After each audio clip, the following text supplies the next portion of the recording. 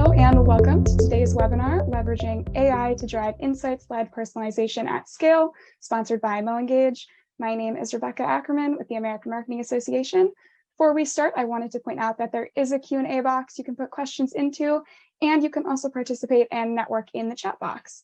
This session will be recorded and available for on-demand viewing, and you'll be receiving an email within 24 hours with the link to access this content on demand.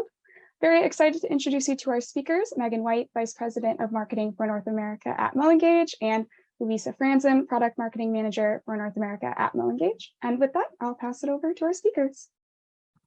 Thank you so much, Rebecca. Hi, everyone. Thanks for joining us today.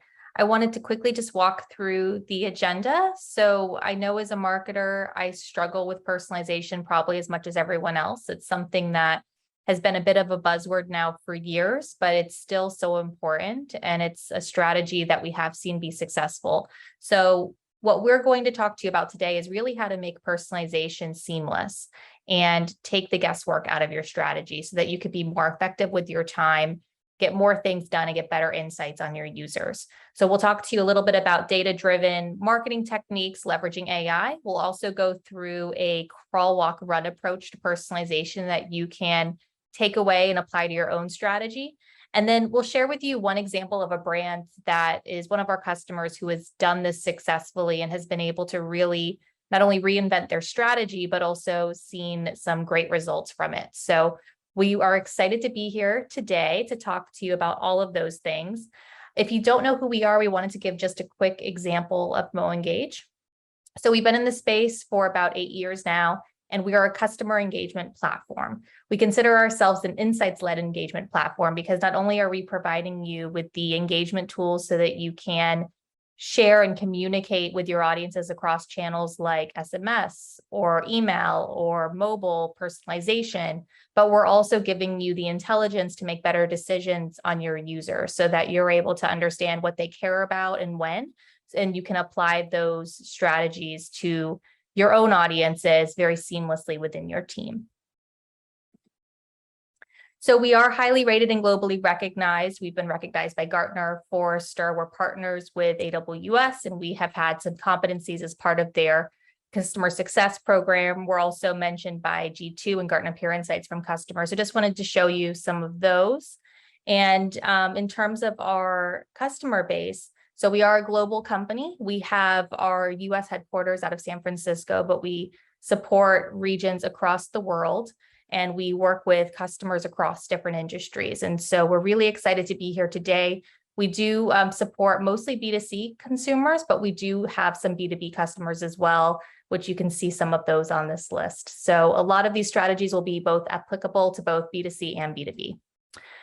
And so just to kick us off, to talk a little bit about personalization. So you've probably seen variations of these stats, again, for years. Personalization isn't going away. It's almost becoming a necessity now, especially with COVID. I think it's accelerated companies' needs to be more focused on digital and how can they communicate in a digital way, just knowing that there is more competition. And at one point in time, they were only able to communicate digitally because of all the businesses being closed. So we have seen personalization accelerate. You can see some of the stats here, though, that it does have an impact on your strategy, from being able to increase spending per customer or reducing customer service costs, or even showing that consumers prefer brands that are personalizing offers that are tailored toward them. So there are some benefits for a personalization strategy that's more than just talk. It really does impact your business. And so what does unsuccessful personalization look like? Well, think if you are this person and you're searching for a hotel for an upcoming trip to California, but you end up putting your search on hold. And this is pretty common. Most consumers don't make a decision right away unless they know for certain what they're planning to purchase. And so a few days later, this consumer actually receives promotional emails for trips in New England, probably part of a customer segment for just travel discovery or part of a segment for a travel newsletter. But this type of trip is not relevant to this person. They wanted to see California trips. So now imagine a different personalization journey. This is for a completely different consumer, and they're searching for a trip to California, and they end up putting their search on hold. But rather than receiving just a generic email message of travel tips from a location that isn't of interest to them, This person is now receiving tourist destinations and some offers via push notification because mobile is the preferred channel. And not only that, but it's tailored to California, and it's giving this person an offer for a 30% off hotel stay if there's a booking in the next 24 hours. And so from what is a personalized experience, it's about getting that right message at the right time, and it's very tailored to that person. And so AI can be a scary topic. When you think about AI, I think some marketers are either very much for it or very much against it, depending on what their impression of it is. And I always like to boil AI down to it's really just getting analytics and insights. It's better data to help you be more effective as a marketer, and it shouldn't be scary. Most tools have AI built in today. I'm sure you're using some tools that already have it and you may not even be aware, but it is actually a good thing for marketers because you're able to be more efficient with your time while getting better insights and data. And so these are just some of the use cases we often hear about from people who are using our own solution, but also just any other solution that you may be using, whether it's a CRM or a marketing automation tool or an email marketing tool or social tool. Some of these use cases are really around how can I surface up the right insights and how can I make my workflows more efficient? And so having cross-channel preference optimization as an example, if someone is more inclined to open a push notification on their phone versus an email message, or having more precise targeting. So having segments that have very specific criteria in order to achieve that specific segment so that you are able to be more precise with your targeting. Having relevant content, so being able to use AI to surface up the most relevant content, maybe based on previous engagement or based on previous views, or even products, right? Being able to surface up the right products based on what's been purchased in the past. Getting real-time granular personalization. So based on any previous behavior or any previous purchase, being able to ensure that that next part in the journey is most relevant. And then on the analytics side, AI can really help make analytics more predictive in nature. So rather than always creating campaigns based on what has previously worked, now you can try to create campaigns about what you know is going to work because of those behaviors and actions. So when we're thinking about segmentation, these are just a couple questions that we try to ask for our customers. When you're thinking about your strategy, ask these to yourself because this will really help you formulate what that strategy should be. So this first one, are your segments identifiable? So often when you're starting out with personalization, you probably have some generic segments. In the case of us, right, we're a B2B company and we typically sell to marketers or product managers. So we could have two buckets where it's a marketing bucket and a product manager bucket. It's very title specific, not a lot of personalization at play, but it's a group of people. And so, yes, we can identify them, but we want to be able to clearly define what that segment is. So what are our audiences interested in? What have they consumed before? Also, you want to think about, is the size substantial? Because obviously when it comes to segmentation, and especially if you're thinking about cross-channel segmentation, you do need to have a decent sized list to make a difference and make that investment worthwhile. So if we go back to our travel example, if we only have one or two people searching California, that may not make sense for us to create a segment. But if we had thousands of people that are searching for trips in California, then that changes things a bit because that gives us more flexibility in our strategy. Then you also want to look at, are they differentiated? So for example, if you're a retailer, you may have different segments based off of customer loyalty status. Maybe you have some segment that is really specific to your loyal members that are purchasing from you regularly. Maybe you have another segment that are frequent purchasers during the holiday season. And so you may have some overlap between those segments. You may have a customer who's extremely loyal that also purchases during the holiday season, or you may have completely separate segments. And so when you're thinking about differentiation, you do want to make sure that they have varying needs and behaviors because you do want your messages to be as tailored as possible. So trying to look through your segmentation strategy, making sure that there's no overlap, but also try to get it as specific as you can without being too small, because you want it to still be a decent list to work off of. And then lastly, are they actionable? So when you're thinking about how you're reaching your segments, do you have enough communication for each individual customer? Are you getting enough volume, but also who is opted into specific channels? Because as marketers know, you can't just message everyone everywhere nowadays. You need to make sure that you're messaging the people and where they opted in. So if you were to do a segmentation approach based on channel, you probably have a really large email list. Most marketers do, but you may have a much smaller SMS opt-in list. So think about that and think about how you can also grow your other lists to make sure that you're able to not only do so in a controlled manner, but that you're able to share with your audiences what other opportunities are available to them for being able to communicate with them. So with that in mind, customers are engaging everywhere. And I think now, again, that is more prevalent, especially depending on where you are. There's in-app messages if you have a mobile app. WhatsApp is also a really big channel in the EU and Asia, and it's starting to become more popular in North America as well. You have OTT devices. You have the web, where people are expecting personalization in terms of their website experience. You may even have physical stores or call centers that you have to think about. And so when all of these channels are at play, it's often a little overwhelming from a marketer's point of view. Does that mean now I have to create personalized content on every single channel? And what if certain channels have limitations in terms of how much text I can write or how many characters or what kind of visuals I can show? And those are all real things to think about. And when you have a small team, if you are an SMB company or a mid-market company, you probably have a much smaller team than an enterprise company, which may have an entire division for one channel. And so it doesn't have to be scary. It is something that's definitely doable. You do need to have the right kind of technology at play to be able to do so effectively. And so really good personalization, it comes down to having the right data. And often, you're going to think about how you're collecting data today. And you'll likely have data that's in your customer data platform. You might have data in your CRM.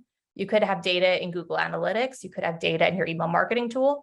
But what you need to do is be able to bridge that gap and get that data unified across these channels, because likely you're going to have customers who are engaging across more than one of these channels.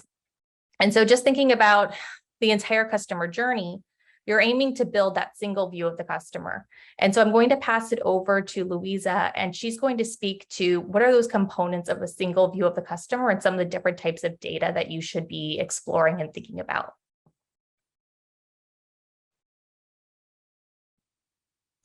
Great. Thank you so much, Megan. And hello, everyone, and welcome to the Unified Customer Profile portion of our webinar. So I think that's a great segue into what we will be talking about next, where we have all of these great opportunities to engage with your consumers across multiple channels. But how do we actually do that? And what does that process really look like? So many times our clients will come to us and say, I love what you're saying here, but we have many different silos of data flowing into our different departments. Everything is so split up internally. So how can MoEngage really help to solve for that specifically? And how will AI help to alleviate some of those stresses? So here at MoEngage, our truest mission is really to be customer obsessed. We put the customers at the heart of everything we do, and therefore so does our AI engine, commonly known as Sherpa. So our platform gives brands the functionality to create a unified customer profile across channels. And it's really important to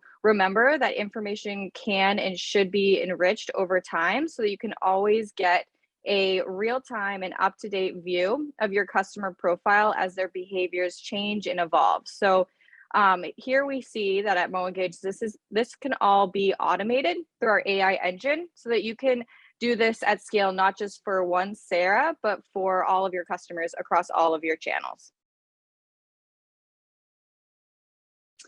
So here we see Sarah. We see that this is, she's begun to interact with a finance brand who has gathered basic personalization data for her regarding her name, her age, and gender, maybe where she's currently at with her career and what her basic relationship looks like with her bank.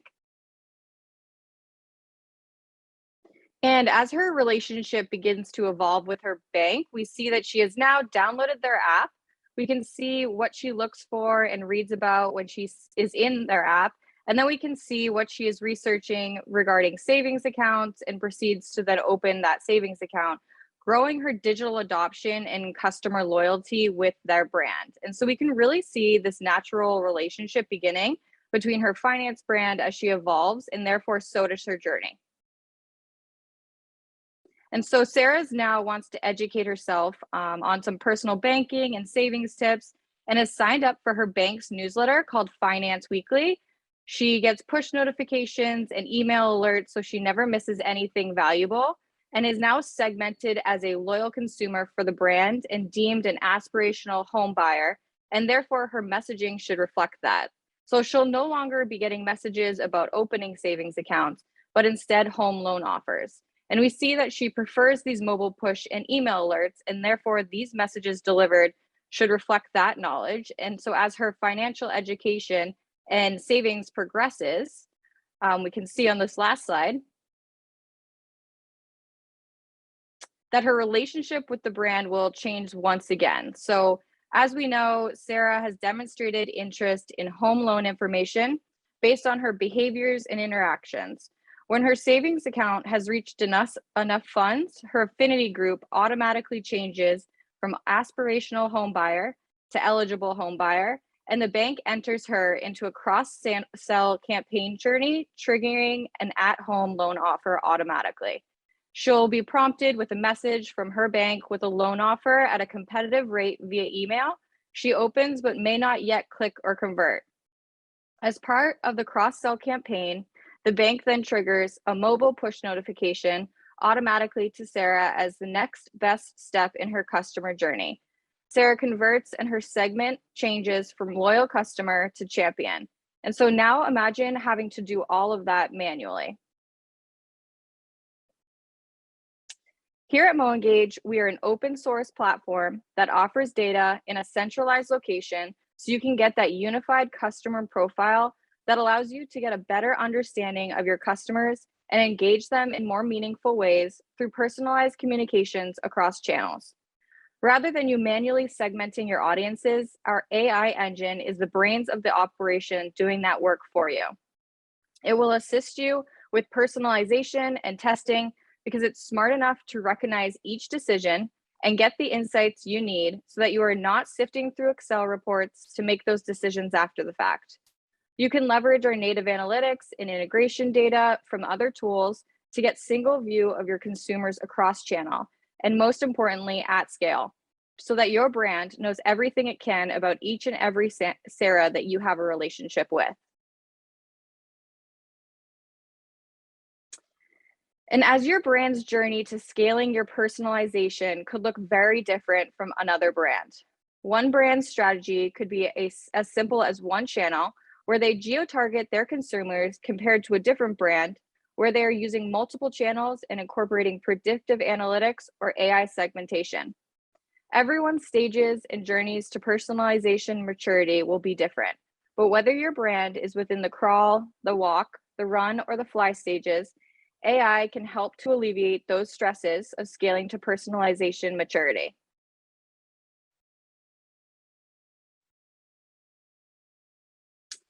And most marketers don't even realize they're using AI today. But when you are scaling through your different personalization stages, you will need to think how this technology can help bring those insights to the surface of your campaigns so that your teams are spending less time behind the scenes and more time on engagement. Being able to provide cohesive native messaging to your customers is so important these days, and our AI engine will continue to optimize throughout the customer lifecycle and into conversion through our AI and ML capabilities to help marketers and product owners continue to personalize their messaging and make sure that you are executing campaigns at the best time, on the best channel, using the best messaging to engage your consumers on the device they interact with the most. And so this image is an example from our own platform of what a real AI-driven journey may look like through our Intelligent Path Optimizer. Our AI-based tools can help you select the channel at the right time and tell you what journey segments are impacting your key metrics. You can leverage control groups to illustrate the strengths internally and take the guesswork out of your marketing strategies by validating your hunches immediately and in real time. Another way to capitalize and help your teams automate more efficiently is through RFM analysis, which many companies currently do manually. So AI and computers can now do this for you. They can sort out users into different categorizations based on what they are doing. So RFM analysis is widely used marketing model for behavior-based customer segmentation. It can answer questions like, who are your loyal customers and which of these customers are most likely to churn? So if you look at the top, you'll see a few categories like champions, needs attention, hibernating, lost, etc. So you're always going to have those champion customers who visit your website often, who spend the most amount of time with you, and who are beyond loyal consumers, so to speak. But then you may have customers that you consider hibernating, those who only open your emails or visit your website or shop in your store during the holiday season. Each of these segments need to be treated differently. A hibernating customer won't want weekly communications from you, but a champion customer will. And having the AI capabilities to make those shifting changes to keep up with dynamic factors within a consumer's life cycle is so key when looking at optimizing every marketing initiative. So now that we've talked about all the benefits of our AI engine here and how it can really help you to unify your data to create that great personalized experience for your customers, what does that strategy really look like in the real world? So I know that we've already touched on this slide, but I wanted to bring it back to the top of everyone's minds before we dive into some great customer success stories, because marketing personalization takes time to grow and succeed. We suggest starting at a slow pace, allowing you to nurture your strategy over time until it's strong enough to craft meaningful experiences that drive customer value.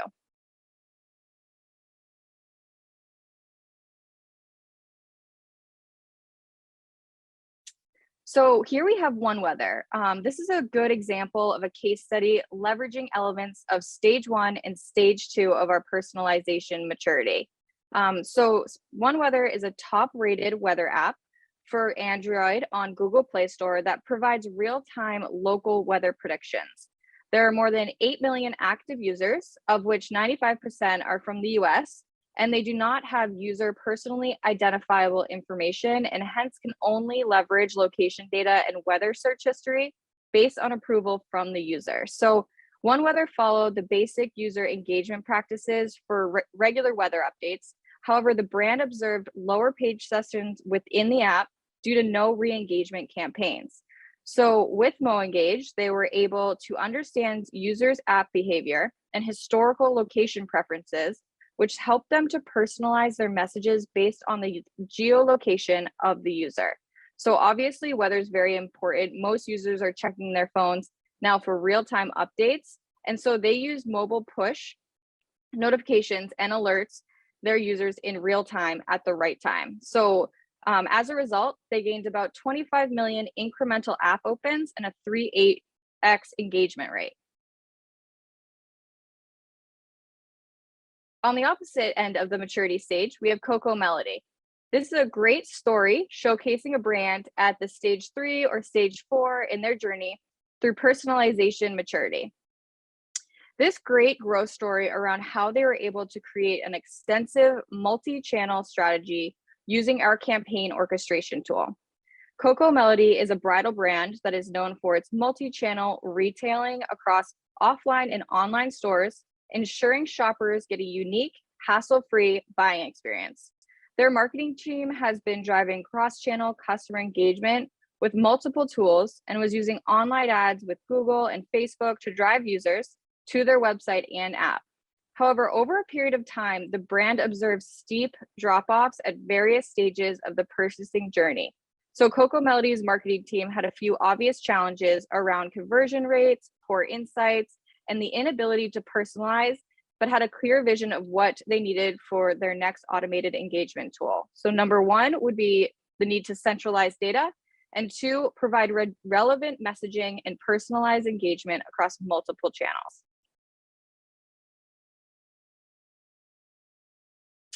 And the best way for this bridal fashion site to encourage purchases online was to build trust within the user base. Bridal customers often want to see, feel, and try on dresses before purchasing, which they can't do online, obviously. So that led to a high level of cart abandonment. So the solution was to build a category based campaign called Try at Home, specifically targeting those abandoned cart users. The campaign began with users who added to their cart, but then never finished their purchase. Cocoa Melody would then send a casual email educating the users on the benefits and tips of their Try at Home program. They would keep an eye on them for the next 10 days or so, giving them a bit of time to think and decide if they wanted to move forward. And if they had not, they would follow up with a push notification, giving them a promotional 10% off. The next touch point is to send an email, creating some urgency around acting fast in the next 48 hours. And finally, if they still hadn't pulled the trigger on the try at home dress, their at home try at home dress, they would send a personalized SMS to try and connect with them on another channel and nudge their conversions through. So using this data, the team was able to engage users on the website and cohesively message them through email, SMS, and web push. And these campaigns saw an increase of sales in 30% and an increase in CTR of 18 to 20%, with a return on ad spend of around 69%. So with the help of AI and multi-channel marketing strategies, Cocoa Melody was able to improve personalization, provide deeper insights with a unified customer profile, and lastly, optimize their campaigns across multiple channels at scale. And here we have a great list of partners who have also seen some impressive success as they continue to grow throughout the different maturity stages and enrich their unified customer profile to deliver personalized messages throughout their customer. As you can see here, we've worked with Ally Bank, Early Salary, and Landmark Group, who have all seen great increases with their personalized messaging across customer journeys. And so in conclusion, I know we've both covered so many things today during this webinar, and we've really enjoyed talking about everything customer engagement, AI, and personalization. So just to wrap up, I think some of our key takeaways to bring away from this discussion is around the importance of being able to remove those silos, bringing teams and tools and data together to make better marketing and customer engagement campaigns, and creating a unified customer profile, leveraging the data you have today to make decisions about your program's effectiveness. Third would really be to focus around the customer journey, so nurturing each individual based on their unique paths. And four, using AI to work smarter, so be more effective at scaling your strategies with intelligence and automation. And lastly, don't tackle everything all at once, making small, gradual changes over time and focusing on one type of journey or campaign and then adding to others. So now I think we may have a few last minute questions in case anyone would like to ask anything before we wrap up our discussion today. Okay, great. It looks like we have one coming in right here. So many channels and ways in which to personalize. How do we move from the crawl to the walk and then to the run and fly stages as quickly as possible? So I'll take that one since we just discussed that in some of our most previous slides. And that's a great question to ask because obviously scaling your strategies, it's easier said than done. But we always really suggest to focus on that first channel that works really well for your brand. So usually it's email because everyone is really able to communicate via email and just see what naturally makes sense after looking at your customers' behaviors and testing throughout different messages or A/B testing which direction your brand should really travel to next. So once you just start to keep that feedback loop open or the internal review ongoing, your evolution should begin, it could be starting from email, and then it could move into push notifications or into in-app messages. And what your consumers are really telling you there is that they like interacting with you on mobile. So maybe moving into that more of a mobile first strategy would be the right move towards your personalization strategies. And it all comes down to the unified customer profile and what those users are telling you about themselves in relation to your brand. So it can be a great way to scale your personalization strategies is really to show your internal teams what your consumers like or dislike about your brand experiences to really direct that next step into your, walk, your run, or your fly stages seamlessly. So let's see if there's a second question here.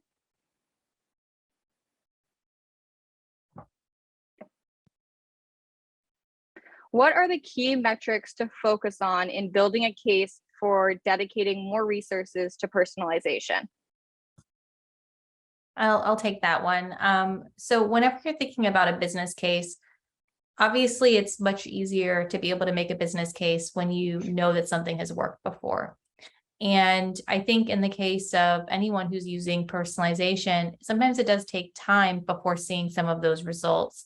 But if you go back to the slide that Louisa had shared, this one right here, what's great about it is personalization can mean results for any number of criteria. So, in one example, it could be that you get an increase in sales. And so you're devising a personalization strategy around how can I sell more? And that may be very product specific. It could be very service specific, but it could be an upsell campaign. If you're more looking for engagement, and you may have some lifetime value type metric on how you can devise a customer experience. It could also be maybe just seeing overall uplift in delivery rates. So if you notice that some of your messages on email aren't coming through, or your push notifications aren't coming through, and you want to improve that, that could be an opportunity to leverage personalization, because in theory, the more personalized your message is, the more relevant it is, the more likely you are to get those opens and that engagement.